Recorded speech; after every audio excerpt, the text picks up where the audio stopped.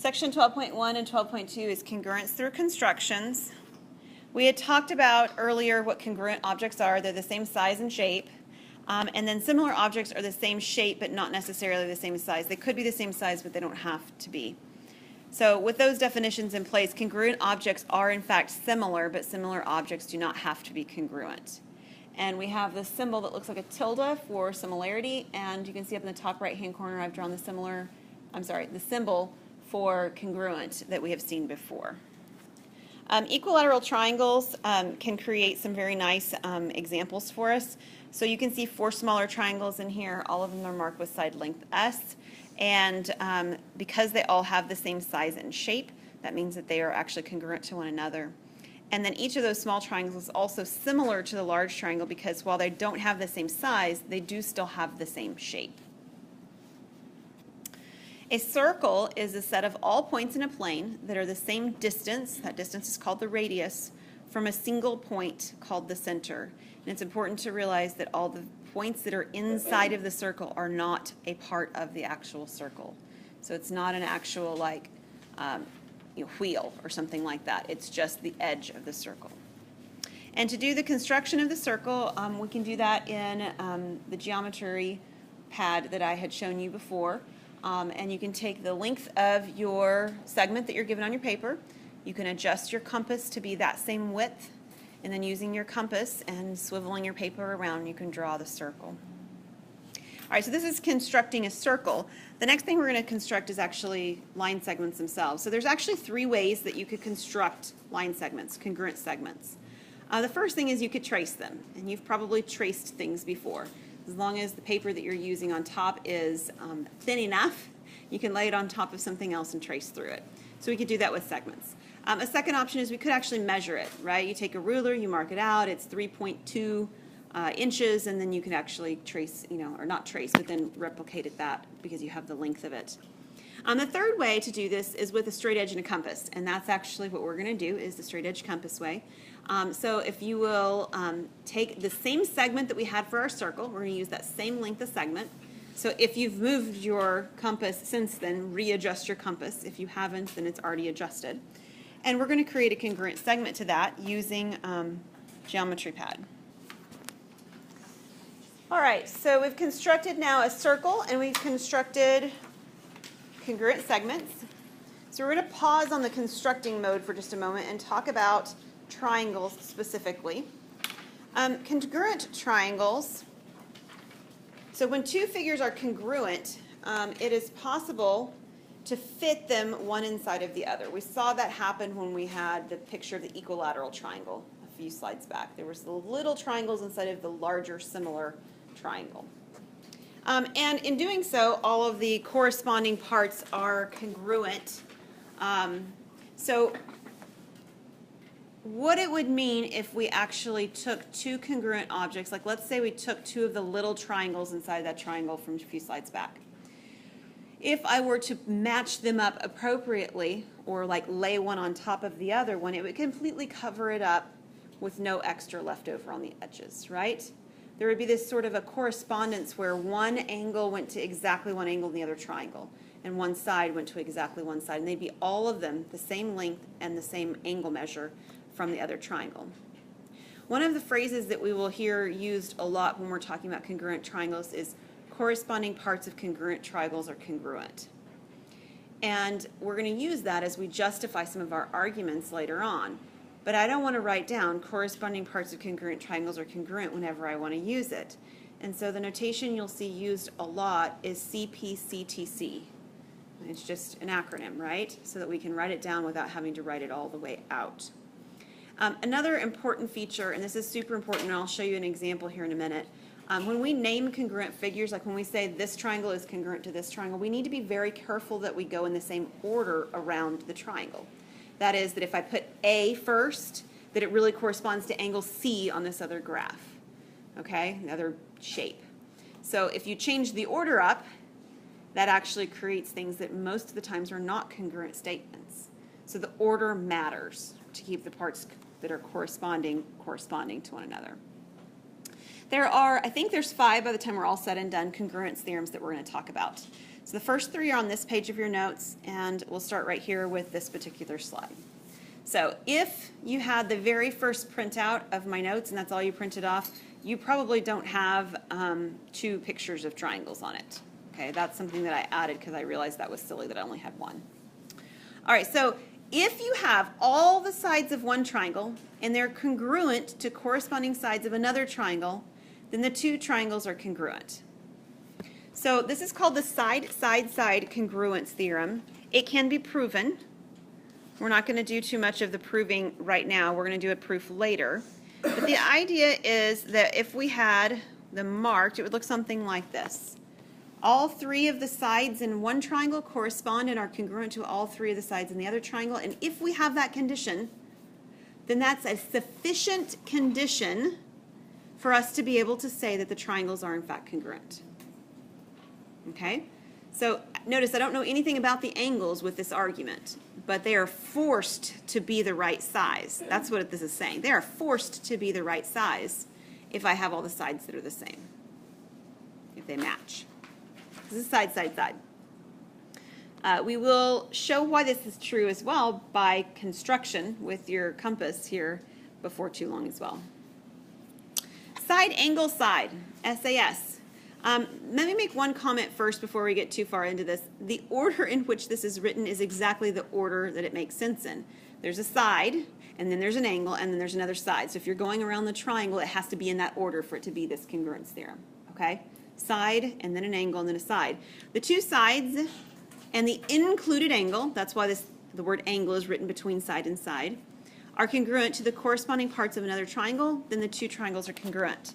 So in this argument, we don't know all the sides are congruent. What we're told is say these 2 sides are congruent, this angle is congruent, and these 2 sides are congruent. And there's nothing special about the sides and the angle I picked. I just picked 2 sides and the angle between them. Okay? That is a sufficient enough condition for us to know for sure that the second triangle is exactly congruent to the first. That's enough. You get all the rest of the angles and the other side for free if you know this much information. And we're going to show this one with a construction later as well. The next one is hypotenuse-leg congruence theorem. The hypotenuse and leg of one right triangle are congruent to the corresponding parts of another right triangle. Then the triangles are congruent. So hypotenuse, if you'll remember, is the side that's opposite the 90-degree angle. And the leg is either of the legs that are in your triangle, like such. Now notice, it's a right triangle. Right triangles have wonderful features besides the things that we've already, mentioned at different points in our class. One of which that we haven't mentioned is the Pythagorean theorem. Do you guys remember that one? Do you remember how it's written? What does it say? Yeah, a squared plus b squared equals c squared. So imagine, if you know 2 sides of this triangle, don't you really know the third? Well, of course you do, because the Pythagorean theorem applies to right triangles. So if I know of the hypotenuse and the leg, don't I really know all 3 sides? Yeah, I do. And knowing all 3 sides puts me back at the side, side, side congruence theorem I had 2 slides ago, right? So there's really nothing unique or new about this. It's just that it only works for right triangles because only in right triangles do we have the Pythagorean theorem that we can fall back on to get the third side. Does that make sense? Okay. What we're going to do next, and I'm going to actually let you write this down because I have a feeling that you guys remember more of this than you're letting on because you're just kind of staring at me. I think you're bored. So I'm going to give you a chance to practice. I want you to find at least 1 pair of congruent triangles in each of these diagrams. Be aware to be careful in how you write your ordering. Ordering matters. The first triangle only has 2 triangles that are congruent. The second triangle has at least 2 pair of triangles that are congruent. Okay, so you can write down 2 sets in the second one at least. So go ahead and take a second and write down what you believe are the congruent triangles in number 1 and what you believe either 1 pair or both pairs are the congruent triangles in number 2.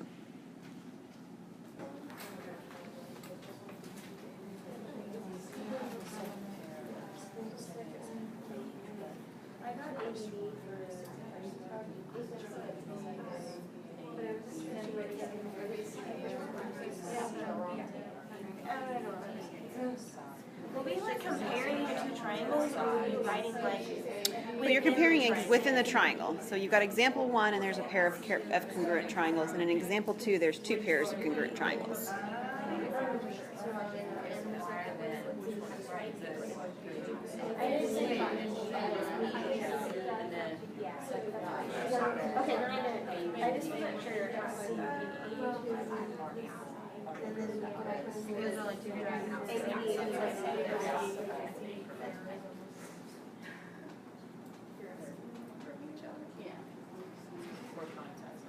Yes. Does it matter? Was it what you were saying earlier that it matters like the order in which you put the angles? So like if you did ABD, would you have to do CBD? Yes, you would. Yeah. Okay, so that's a good question, and we'll actually start right there. I'm going to write down the one that Ashley just said. So Ashley said that she believes, so when we write a triangle, we write the triangle symbol at the beginning of it to distinguish it from, say, like writing an angle or something like that, or a plane. Okay, so we're going to write the triangle symbol at the beginning. Our triangle is ABD. That's the one that Ashley identified. And we believe it's congruent, and we will have to justify that together here in just a moment. It's congruent to triangle, and I believe you told me CBD. Is that right, Ashley? Yeah. Okay. I started from the opposite side. That's totally fine. What matters is that the order is the same within your ordering. Okay. So in other words, if you listed A first, it better be matching with C. If you listed A second, C should be listed second. And if you listed A third, C should be listed third. Okay, because I did like DBC. That's fine. And then you did DBA. Nope. That's going to be a problem. So the angles do need to match up. All right, so it is angle A that's congruent to angle C. And it is angles B at the top. They're different angle B. It's this one and this one that are congruent to each other. And it is angle D at the bottom that's congruent to itself. Now, the only angles that were actually marked from what I had started with were the angle B's at the top, correct? So there must be something else that I know that lets me know for sure that the angle A and the angle C are really congruent to each other, and the angle D itself at the bottom is congruent to itself. So what is it in this diagram? How, using the theorems we've done so far, do we know that this triangle is congruent to the left triangle? In other words, it's congruent to the right triangle. This is by side angle side. So one set of the sides are over here, right? They're marked. And the angle at the top, it's also marked on the left and on the right side. And then what's the other side? Yeah, the segment BD here in the middle, right? Because it's congruent to itself. It's actually equal to itself, which is an even stronger statement, but equal does mean that it's necessarily congruent. So this is by side angle side that we actually know that. And then because we have side angle side, we know that corresponding parts of congruent triangles are congruent. So the sides that correspond are AB and BC, AD and DC, and BD and BD. Those are the corresponding parts, and the same thing for the angles. Okay, is everybody okay with that one? This diagram's a little bit simpler than the next one. So somebody tell me one set of triangles that you got that are congruent on this.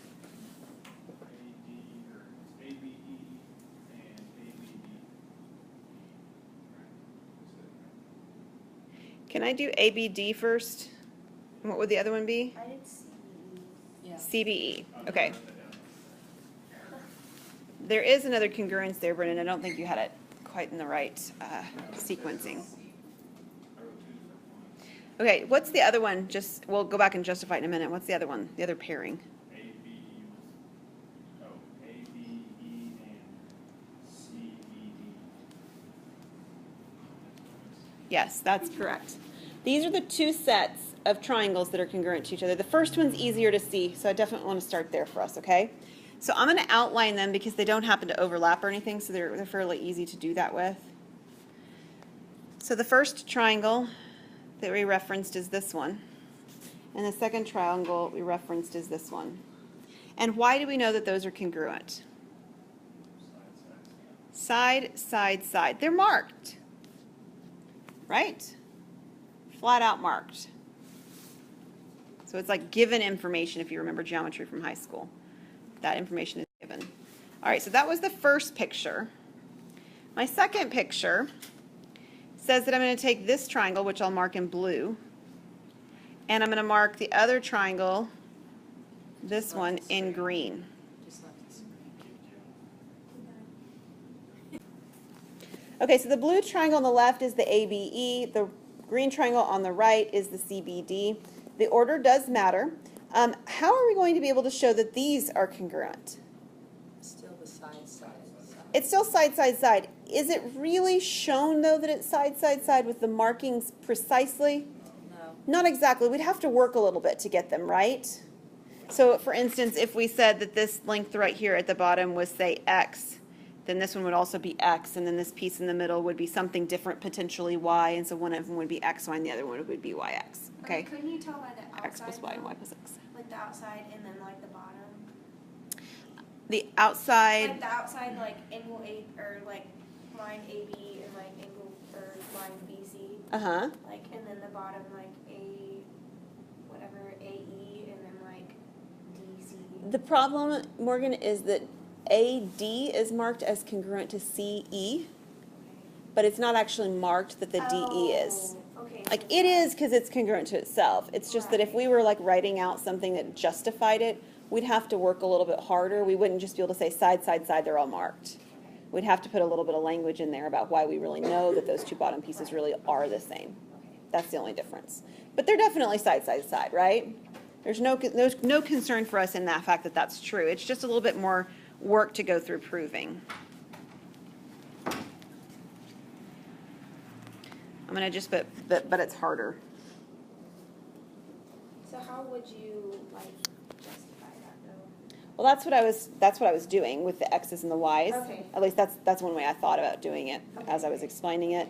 Whatever the length is on AD is the same length as EC, so those are both, say, length X. Right. Okay. And whatever the length in the middle is something different, maybe, so we'll call it Y. Okay. And then you can see that AE is X plus Y and CD is X plus Y. Okay. Yeah. Okay, there's two more congruence theorems. One of these is missing from the first notes that I posted, but not the first one. The first one's there. Angle, side, angle.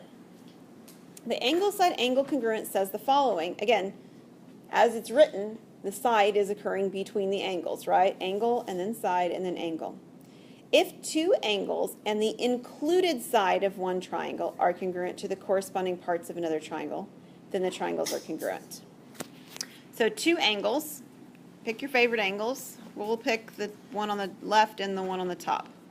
Those two angles are congruent, and it says the included side. So on my diagram, which side would that be? The top, the bottom, or the right? The top. Yeah. Yeah, and we don't have a hypotenuse. It looks like it might be the longest side on the picture, but actually the bottom one might also even be the longest. But yeah, it's not a hypotenuse because I don't have a right triangle. Sorry about that. Yeah, no right triangles on this diagram. It'd still be true for a right triangle. It's just that it's true in general for any triangle, Lauren. All right, so we've got angle, side, angle. So knowing those three pieces of information, again, is enough to know the entire triangle is congruent. We could get the third angle. That's no problem. I don't have a problem getting the third angle. If you knew two angles in a triangle, can you get the third angle? Sure, absolutely. But getting those other two sides is a little bit more tricky because it's not a right triangle, right? So you have to work a little bit harder, and you have to use actually some advanced trigonometry if you actually wanted to try and find out how to do that. We're not doing that. Just that's not in our what we're doing, but that's how it would be done. Okay, the last congruence theorem for today is the angle side congruence theorem, AAS. And on this one, you have two angles and a side opposite one of these two. So if I had the same angles marked as I did on the last slide, right here, we need an angle that's opposite.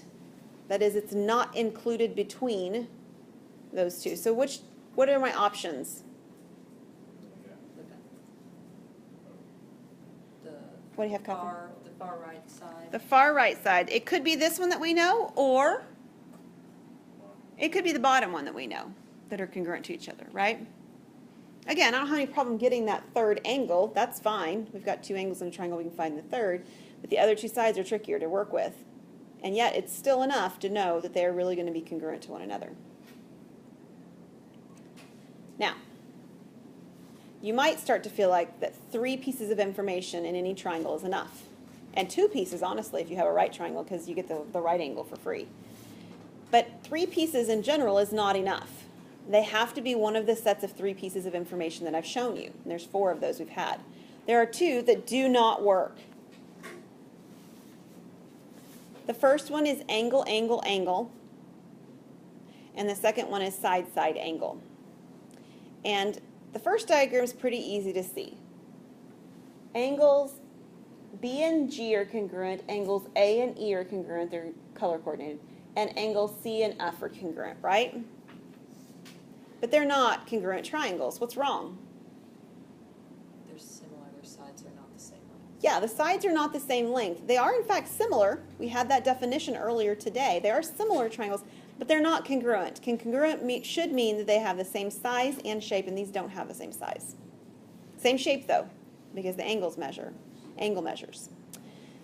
Okay, this other diagram is a little trickier to read, so I want to make sure you understand how to see it. Side-side angle means that we have 2 sides and we have the angle that's not between them. Because side angle side worked. Okay? So what sides do we have that are congruent in this diagram? Can you tell me? I've got letters noted. DB and CB are congruent right here. Actually, I'm going to mark my whole triangle here in a second. And they both have side AB in them, right?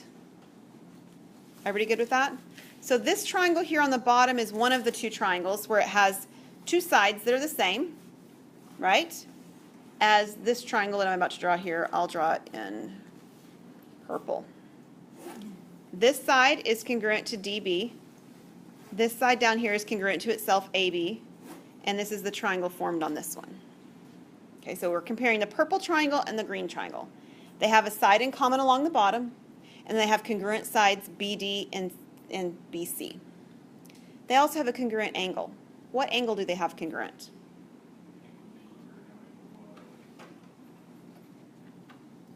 Angle A. Right? Angle A. Angle A is in both triangles, correct? Angle A is in both triangles. They have 2 sides that are not surrounding that angle in common, right? Same length. And yet you can clearly tell me that that purple triangle and that green triangle are not congruent, right? There's no way. They've basically got one side that's way longer than the other one on one triangle, right? The purple side on the top, AC, is way longer than AD. And the angle measures don't match on the other sets of angles either. So SSA is not sufficient information. Now, could you have 2 sides in a non-included angle and then be congruent? Well, of course you could. But you could also have 2 sides in a non-included angle and they be not congruent. So there's like no wording for it, basically. Or There's not. It doesn't prove that they're Right, congruent. okay. Right. This is not a congruence theorem because you could end up with triangles like this picture. But it can happen, it just doesn't, like, it's. It's not a guarantee. It's Okay. not sufficient information to prove. Right. But yes, it happens frequently. In fact, every set of congruent triangles is going to have this feature. They're going to have 2 sides in a Right. non-included angle congruent. It's just not sufficient enough to know that if that's all you know, you don't have the actual Right. congruency of the triangles. Right. And usually, somebody along the way helps you remember SSA by saying this is the one that you don't want to reverse the letters on. Okay? Turn the word around, and it's a word we're not going to say in class, and so that's how you can remember this is a no-go. All right? Everybody with me? Okay. Let me see where that puts us. Okay, we will pause there for today.